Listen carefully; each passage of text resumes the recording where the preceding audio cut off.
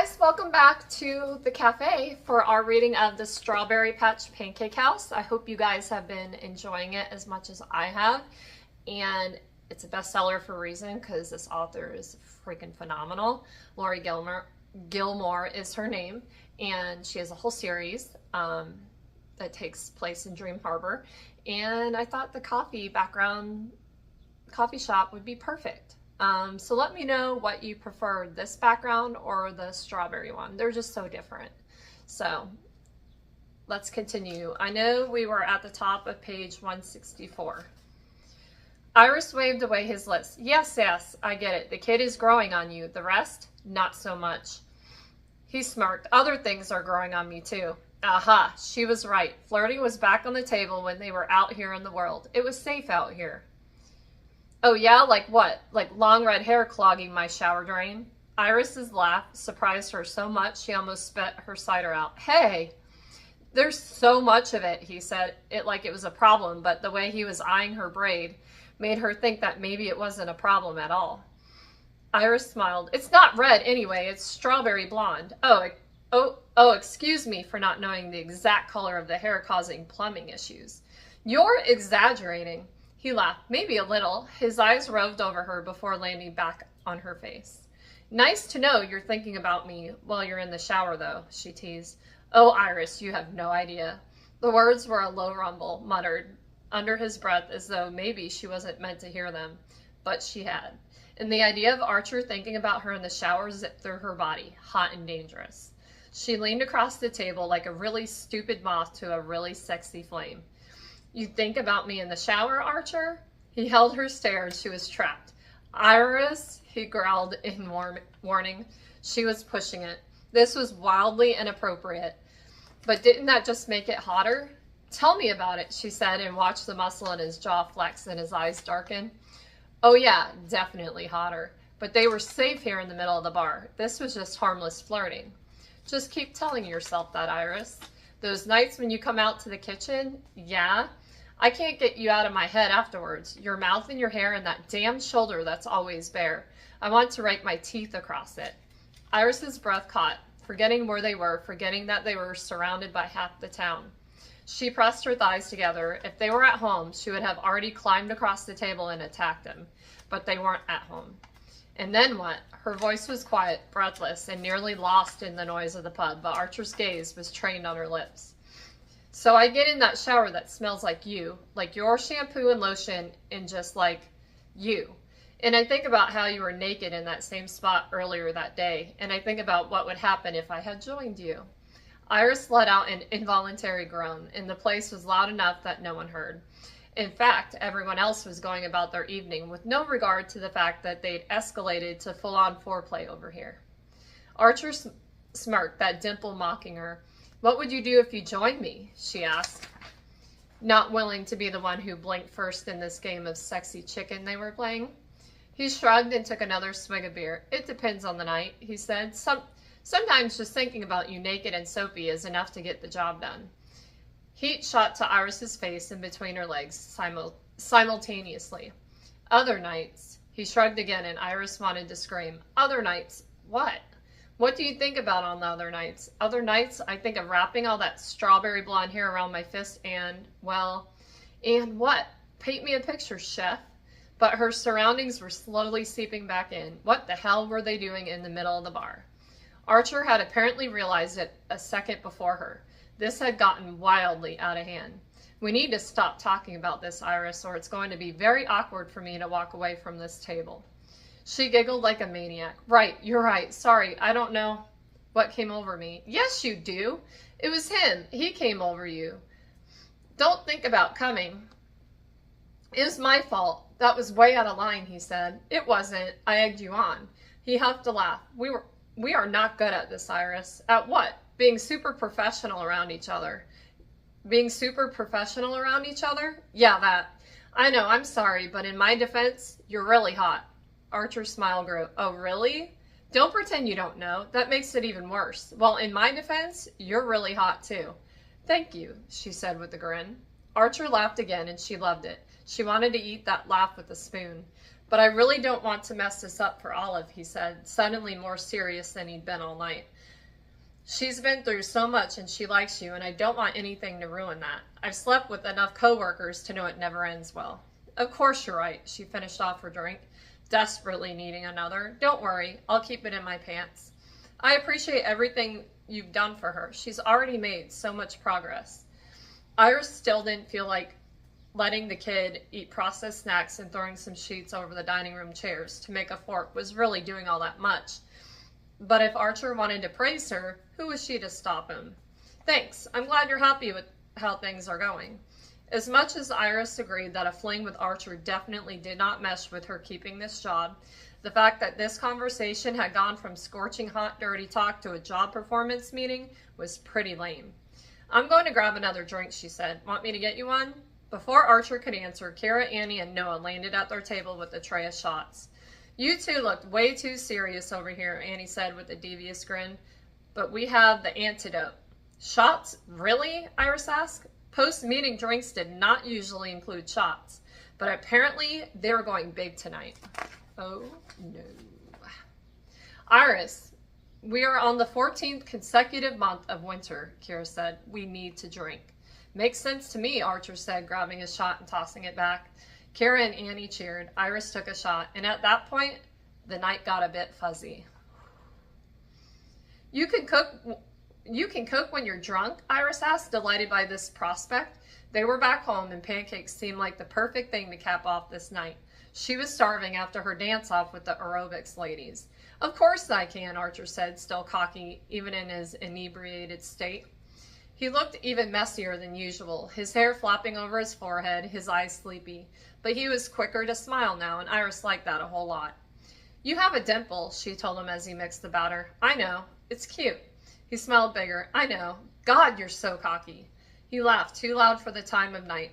Iris shushed him. Don't wake Olive. Isn't one of us supposed to stay sober for, like, emergencies? Archer paused in his mixing, considering this.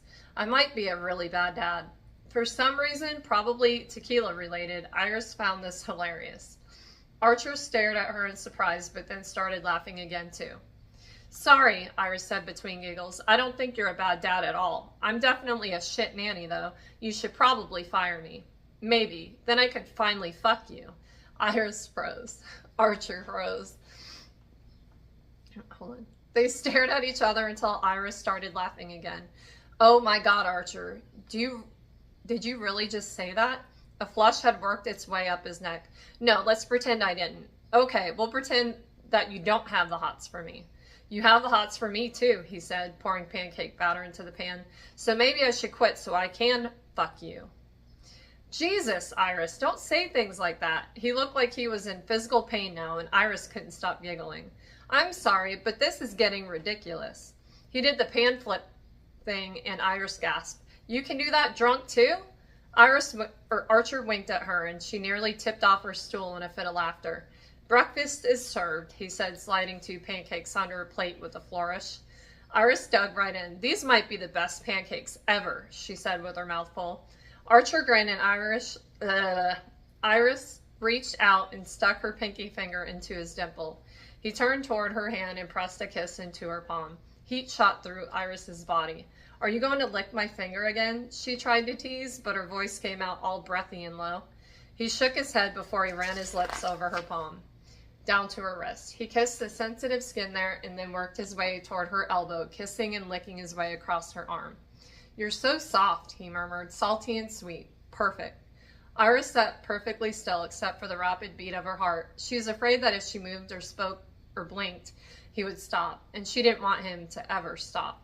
Iris, he groaned. He was leaning across the island now, pulling her toward him. His lips were on her biceps, tracing the curves of her muscle.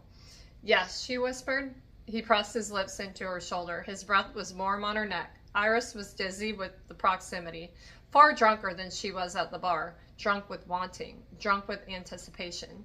We should stop, he said, his teeth grazing the bare skin of her throat. Or, she breathed, we could keep going. He groaned. We're both drunk. Some people would argue that makes things easier. Iris, her name was a rasp, pulled from the back of his throat. He was still kissing her neck, soft and urgent at the same time. Iris felt it down to her toes. Okay, I know, you're right. Archer lifted his head and his lips were swollen, pupils blown wide.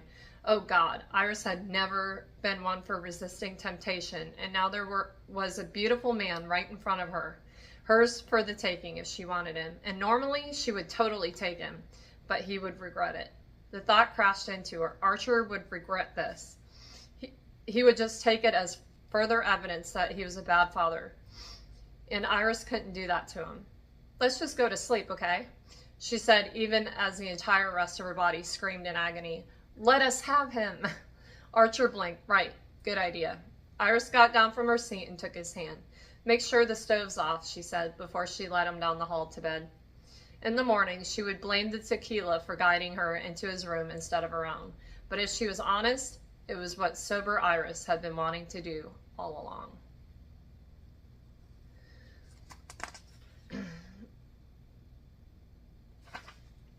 Chapter 21, page 173. When Archer's alarm went off at 4 a.m., he had a raging headache, an incredibly dry mouth, and an arm draped over his bare chest. It was not his arm. It was a very feminine arm, slender and smooth. He also had a semi-erection in the vague sense that he had tasted the skin, that he'd run his lips over Iris's delicate wrist, that he'd kissed her inner arm, and that he nibbled on her neck. Oh, fuck. He peered over to the space beside him and found Iris face down in his pillows, fast asleep. No, this was not happening. He did not take his nanny to bed. He very specifically had been fighting against this outcome since day freaking one. How did this happen, and what exactly did happen? He was comforted to realize that he still had his pants on, and from what he could tell, Iris was at least wearing a shirt. That had to be a good sign, right? Or at least a sign that things hadn't gone too far.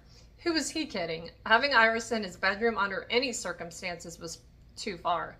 Damn it. He squeezed his eyes shut and tried to replay the night back. The meeting had gone relatively well. Then Iris had convinced him to come out to the bar. He nearly groaned out loud, remembering what he'd said about his shower fantasies. And that was before he was drunk. What the hell did he do after he'd had too many of these shots Iris's friends kept buying? Little bits and pieces of the rest of the night flashed through his head. Iris grinning at him over her drinks. Iris in a dance-off with a group of older ladies. Iris giggling in the back seat of the Uber on the way home. Okay, so the memories were essentially a slideshow of Iris being irresistible. He remembered paying a bemused-looking Kimmy when they got home, and then... Christ, did he make Iris pancakes? She stirred next to him, and he could feel the exact moment when she woke up. Her entire body stiffened. Uh-oh, she muttered into the pillow, not bothering to lift her head. Yeah, uh-oh. Shit, double shit. Archer, what did we do last night? Her arm was still draped across his body, her strawberry scent still warm and inviting. God, he wished she could stay. He wished he could roll her over and do everything he was apparently too drunk. Thank God to do last night. But he couldn't. They couldn't. Olive was doing well. Her therapist said the steady environment he was providing at home was a big help to her healing process. So what would happen if he slept with Iris and things inevitably got messy between them? What would happen to Olive? She would lose another person close to her. He couldn't do that to her just to satisfy his own misguided lust. He ran a hand down his face. I'm pretty sure we didn't do anything but eat late-night pancakes and fall asleep next to each other. And I may have licked the sweat from your neck. Iris rolled over, taking her arm and her warmth with her. Okay, she said almost to herself. Okay, that's good. Look, Iris, please don't apologize. I promise you it was equally my fault. Again. She sat up and leaned against the headboard with a groan. When he looked up at her, she was rumpled from sleep. Her hair had come loose from her braid and was in a tangle around her face. Crease marks from the pillow covered one cheek. She looked like a hot mess, like an adorable hot mess he wanted to tuck back into his bed and bring a glass of water and some Advil to. And for a split second, he had a vision of Iris that wasn't just a quick fling, but as someone who stayed, someone who could be there for him and for his daughter, someone he could take care of, which was not something he'd ever wanted or had time for in his life. But his life was different now. Maybe now he had time to care for a partner. He had a house and a kid, and he worked totally reasonable hours. And maybe that meant he could want other things too. Maybe the untimely death of his old life was the opportunity for the birth of a new one with Iris in it. And he realized it was the first time he thought about staying here with Olive that hadn't sent him into a spiral of disappointment and panic at his aborted goals. Town meetings do not usually end that way, she said, interrupting his thoughts. Last night was a bit of an anomaly. I blame cabin fever. April is always a little nutty around here. Well, thank God for that. I don't know how this town would survive if everyone always drank that much. Iris gave him a weak smile. Sorry, I wormed my way into your bed. I don't think that's how it happened. Oh, it definitely was. He remembered his hand in Iris's, her tugging him down the hall, leading him into his bedroom. Did they kiss? Did he touch her beyond that ill-advised moment in the kitchen? This was why he never drank tequila. Don't worry, she went on. I didn't take any liberties. Liberties with me? He couldn't help his smile. At the moment, he was feeling like she could take whatever she wanted from him. I thought you didn't remember what happened. It's coming back to me. He waited for her to elaborate, but she just added, I get snuggly when I'm drunk. I think you might be the only person on earth with that drunken trait. Probably. Are you wearing my t-shirt? Iris smiled sheepishly. I got syrup on mine. There was no reason to point out that she had a room full of clothes right across the hall. They obviously had not been thinking clearly last night. And besides, she looked so damn good in his t-shirt. His resolve to not kiss her was weakening. Would it really affect Olive all that much if he did? Would she even need to know about it? Parents kept stuff from their children all the time. Iris yawned dramatically. You wake up so early. I know. This used to be when I went to bed. Her face was tender when she looked down at where he was still lying in the pillows. His life was upside down, but he was feeling less and less bad about it. Iris? Yeah? I had a fun night. Her smile grew, lighting up the dim room. Me too. And then she leaned down and kissed him, soft and sweet on the cheek. It took all his strength, every ounce of trying so hard to be a good dad and not fuck up his kid's life, to not pull her down on top of him. She was right there. Dad! At the sound of Olive's voice outside his bedroom door, Archer had 3 immediate thoughts. 1, she'd called him Dad. 2, was she hurt, sick, scared, or some combination of the 3. 3, what the hell would happen if she found Iris in here?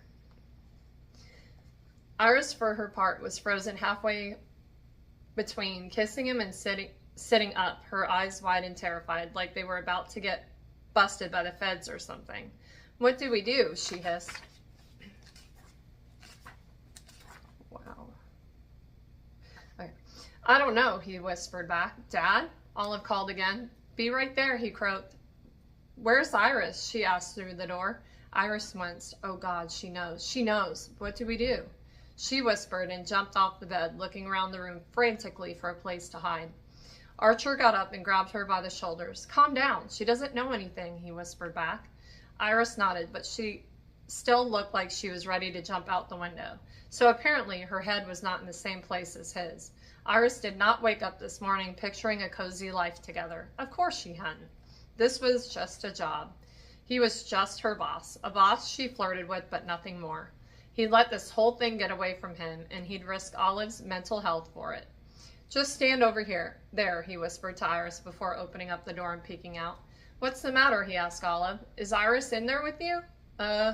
Here it is, Iris called loudly, pulling something off his dresser as she walked by him. I was just looking for this. She looked down at what she'd grabbed. This men's deodorant. The ladies' one just doesn't cut it for me. Oh, Olive, what are you doing up? Olive glanced between the two of them, him in just his sweatpants and Iris in nothing but a t-shirt. And Archer held his breath.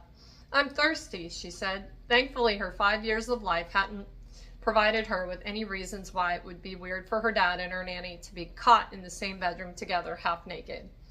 Let me get you some water, he said, sighing in relief as he ushered her down the hall. He glanced over his shoulder in time to see Iris sneaking back into her room. Her little walk of shame down their hallway made him feel far worse than his tequila headache. Archer was not the only Dream Harbor resident with a hangover. By 9 o'clock, every booth was full and everyone wanted hot coffee and greasy food. Archer's new breakfast sandwich of eggs, country sausage, Gruyere cheese, and a croissant was a huge hit. Another sandwich and 2 orders of the buttermilk pancakes, Maribel called out on her way into the kitchen. Archer had left several of his more successful pancake options on the menu, and people were actually ordering them. Cyrus poured 4 puddles of batter on the griddle, and Archer assembled the sandwich. Despite his rough start to the day, the diner was running smoothly.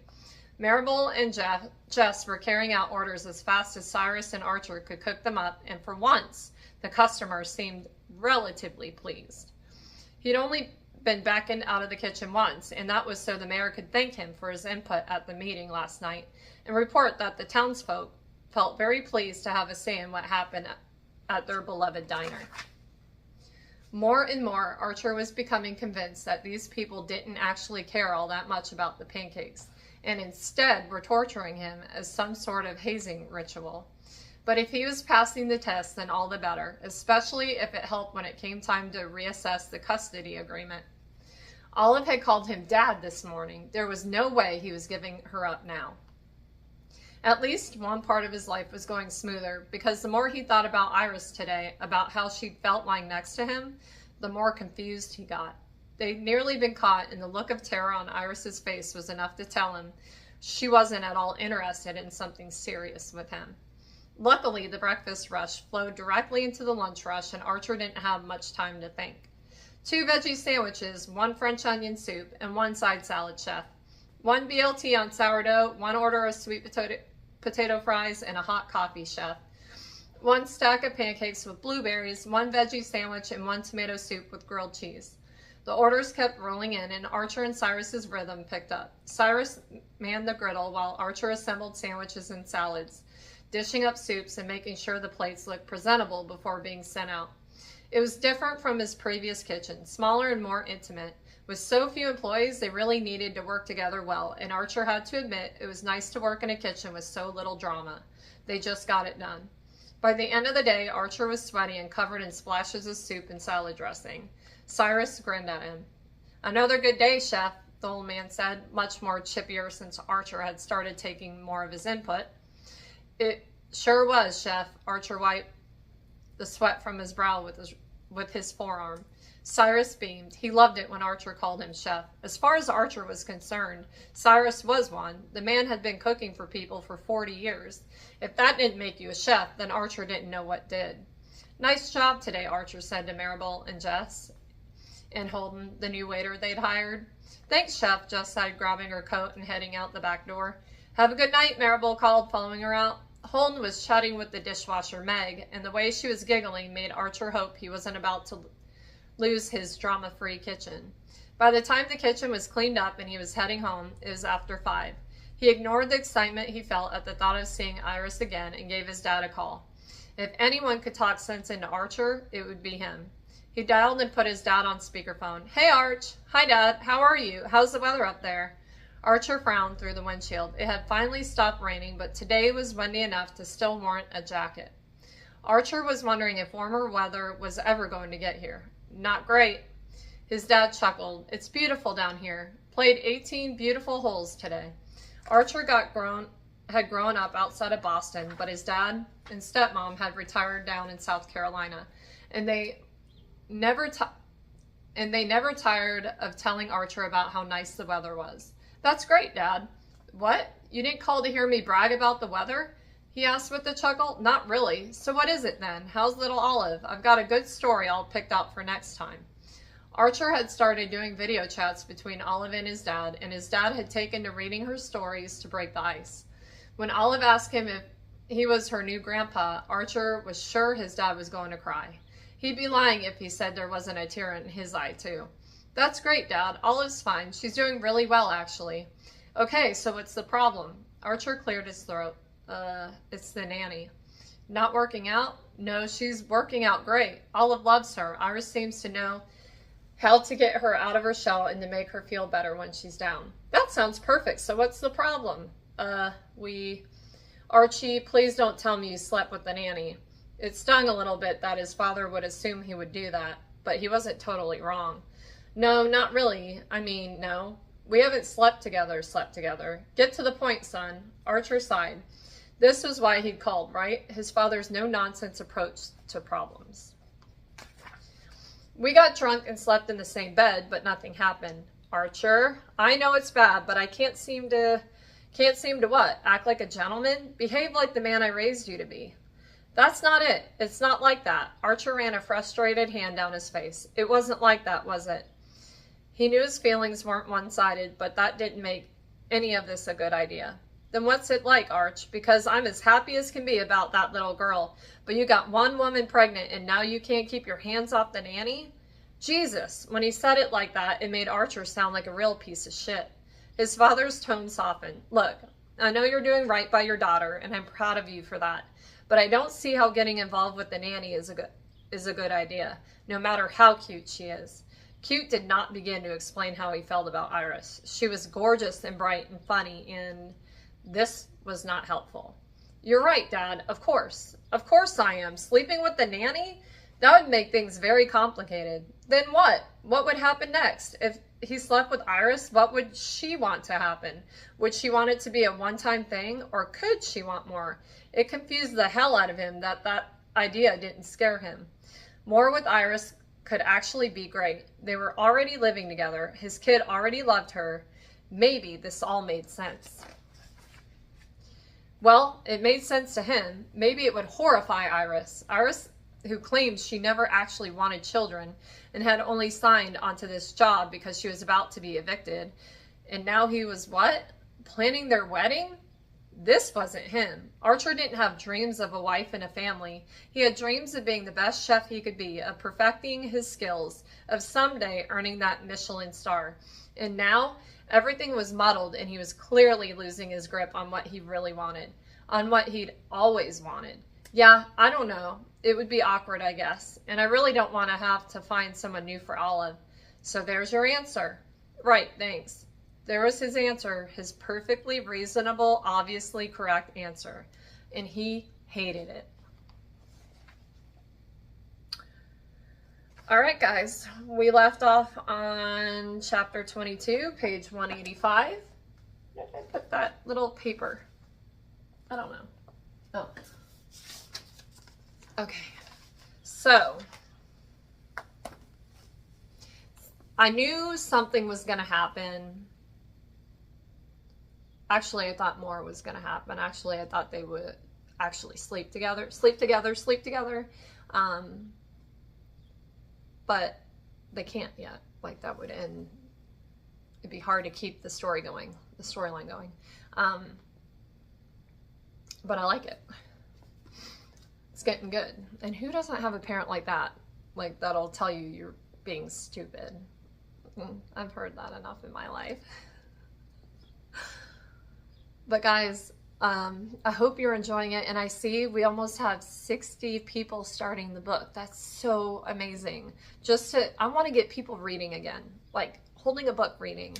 And I used to do read along with me with the tapes. I had like a Teddy Ruxpin back in the day. It kind of was freaky looking, but I had one and it read with me the story. But as an adult, it has a whole nother meaning. It's so cool. And it gets you out of your funk too. You can have a bad day and get your head buried in a book. And then if you're reading it with someone else, that creates almost like a friendship, I feel like. Because all those feelings you get to feel with other people at the same time. It's kind of cool. And then you can talk about it. Yeah, so as an adult, we need to take time to enjoy others with us. Like, this is a good social thing, kind of, right? Because I really don't have the time to go to the library and join book clubs and stuff. I don't. Half the time my husband's gone. It's tough. So this is it for me. And I really, really, really love reading with you guys. So I hope you do too. But I have to say this is my favorite background. It just does, it does a lot for me, especially reading. But guys, I appreciate you being here, and I will see you again tomorrow. Bye.